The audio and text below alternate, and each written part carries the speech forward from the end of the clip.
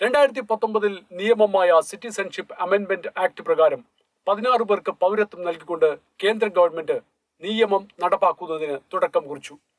പാകിസ്ഥാനിൽ നിന്നും ബംഗ്ലാദേശിൽ നിന്നും അഫ്ഗാനിസ്ഥാനിൽ നിന്നും ഭൂരിപക്ഷ സമുദായങ്ങളിൽ നിന്നും കടുത്ത മതപീഡനം ഏൽക്കേണ്ടി വന്നതും അവിടെ നിന്ന് രക്ഷപ്പെട്ട് ഭാരതത്തിലേക്ക് വന്നതുമായ മതന്യൂനപക്ഷങ്ങൾക്കാണ് ഈ നിയമത്തിലൂടെ പൗരത്വം ലഭിക്കുന്നത്. ഈ 3 രാജ്യങ്ങളിലും ഭൂരിപക്ഷം മുസ്ലിം മതമാണ്. പൗരത്വ ഭേദഗതി നിയമം പാർലമെന്റിൽ പാസ്സായപ്പോൾ അത് മുസ്ലിം വിരുദ്ധമാണെന്നും ഭാരതത്തിലെ മുസ്ലിങ്ങളെ രാജ്യത്ത് നിന്ന് പുറത്താക്കാനാണെന്നുമുള്ള ആഖ്യാനങ്ങൾ കെട്ടിച്ചമച്ചുകൊണ്ട് വൻ പ്രക്ഷോഭങ്ങൾ രാജ്യത്തുടനീളം ചില പ്രതിപക്ഷ പാർട്ടികളും കടുത്ത മത തീവ്ര സംഘടനകളും നടത്തിയിരുന്നു.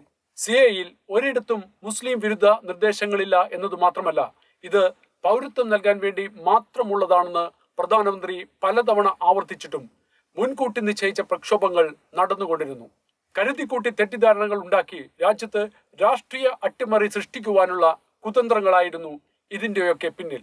പാകിസ്ഥാനിലും അഫ്ഗാനിസ്ഥാനിലും ബംഗ്ലാദേശിലും പീഡനമേൽക്കേണ്ടി വന്ന ഹതാശരായ ന്യൂനപക്ഷ വിഭാഗങ്ങൾക്ക് ആശ്രയം ഭാരതമല്ലാതെ മറ്റൊരു രാജ്യവും ഇല്ലായിരുന്നു. ഇന്ത്യയുടെ ഭാഗമായിരുന്ന ഈ സ്ഥലങ്ങളിൽ കടുത്ത മത തീവ്രവാദികൾ ഭരണത്തിലേറിയപ്പോൾ ന്യൂനപക്ഷങ്ങളെ വേട്ടയാടുകയും മതനിയമങ്ങൾ അടിച്ചേൽപ്പിക്കുവാൻ ശ്രമിക്കുകയും ചെയ്തു.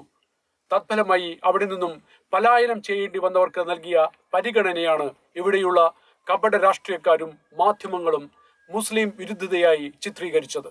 വിഭജന കാലത്ത് ഗാന്ധിയും നെഹ്റുവും അടക്കമുള്ളവർ വിഭജിച്ചു മാറ്റപ്പെട്ട രാജ്യങ്ങളിലെ ന്യൂനപക്ഷ സമുദായക്കാർക്ക് നൽകിയ വാക്കാണ് സിഎയിലൂടെ പാലിക്കപ്പെടുന്നത്.